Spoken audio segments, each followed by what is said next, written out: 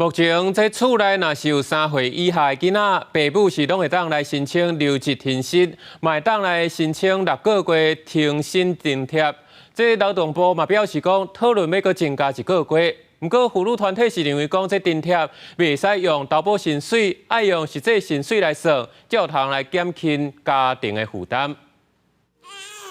为着要降低幼稚囡仔的经济负担，目前国内只有性别工作平等法和就业保险法。厝内有3岁以下的囡仔，爸母会使申请摇囝留职停薪，而且爸母会使同时申请领6个月津贴。劳动部拜三表示，依据今年的修就业保险法，甲6个月津贴搁延长1个月，大约21000外人通受惠，希望减轻家庭的经济负担。也规划在今年研议修正就业保险法，让临满6个月育婴留职停薪津贴的双亲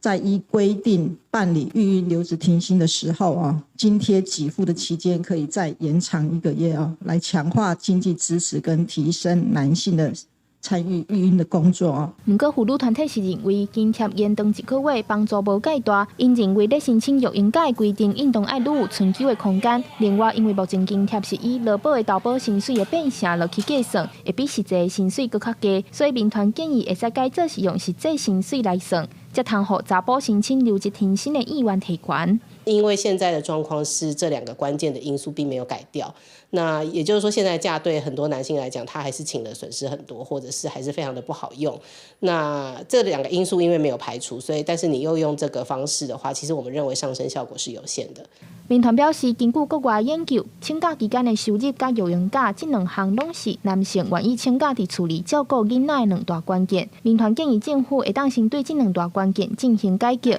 安尼才搁加上未来延长津贴的政策调整，通互爸母减少请假的烦恼，减轻家庭负担，才是较好的做法。记者张家嘅曾俊佑台北报道。